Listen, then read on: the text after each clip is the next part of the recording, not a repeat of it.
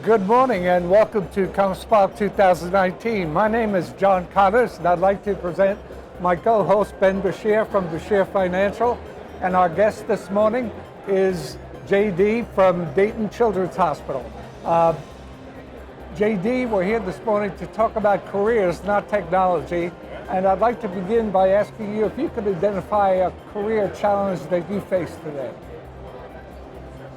I consider myself very blessed to be in the position I'm at, CIO at Dayton Children's. My career took a few different turns like most people did when you're 18 years old and you're trying to figure out what you want to do in college. It doesn't often wind up where you are. I started out in the Navy, actually, as a surface warfare officer in the Navy, and that transitioned into being a healthcare administrator in the Air Force.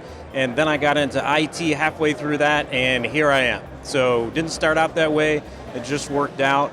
And so I love going to work every day. I get to work at a children's hospital.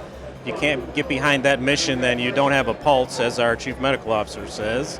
So it's really easy to stay motivated about the mission, and if we do a good job, then we're helping doctors and nurses and other caregivers take care of sick kids. Where do the challenges come in? Well, all the normal challenges in IT: too much work, not enough people, not enough money. How do we do our governance correctly so that we get the most bang for the buck for what we do have? And that obviously doesn't make everybody happy all the time, and those are probably the biggest challenges. And let's talk about your career a little bit, because different than a lot of people in this room, you didn't start in technology. Right. So what are the advantages of being somebody that wasn't a technologist to start but became one later? Talk to us a little bit about what the advantages of that are. Sure. So, conventional wisdom with being a good CIO, and there's a lot of talk today about, CIOs need to lead digital transformation and need to obviously be able to communicate really well with business leaders in whatever organization you're in. And for people that come up through the technology side, sometimes that comes naturally, sometimes it does not, and that can be a challenge.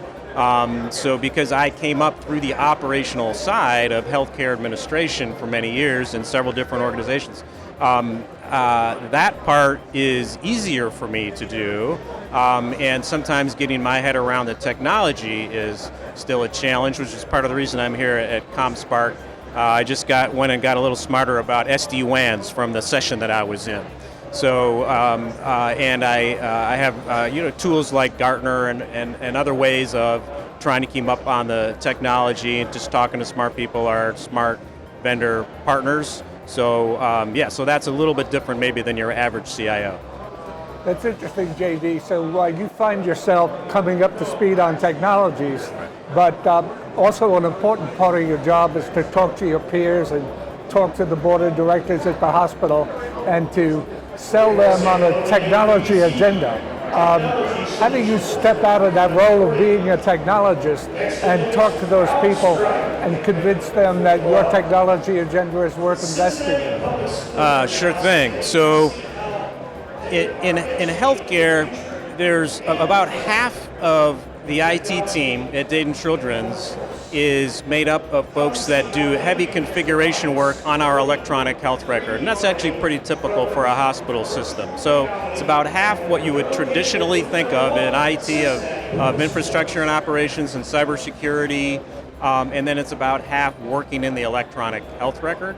So an awful lot of our time has to do talking with our clinical leaders, our physician leaders, our nurse leaders, other clinicians, and figuring out how we're going to prioritize all that work to help them have a better electronic health record and take care of our kids better. That's not all we do. We also have 200 other applications, clinical applications, and we need to keep them running. And sometimes we need new ones, and like as in any organization, sometimes there's the bright, shiny object that somebody wants to buy that we probably should not buy because it's too expensive and it doesn't do as much as it should, and it's going to take 6 months to implement and cost more to implement than it does to pay the vendor for the software. And so we have to make hard choices about not doing things. That's obviously not unique to healthcare, but those are some of the things we focus on.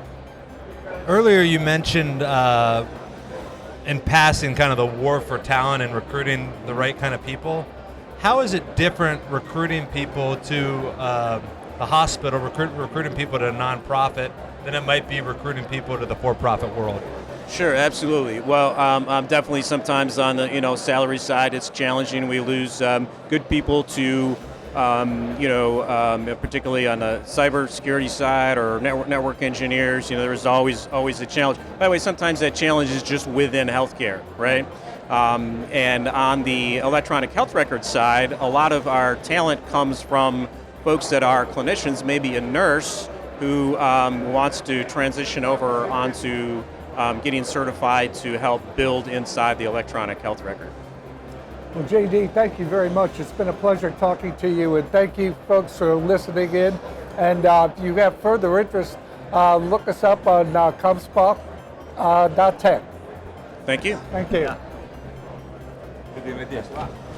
Thank you.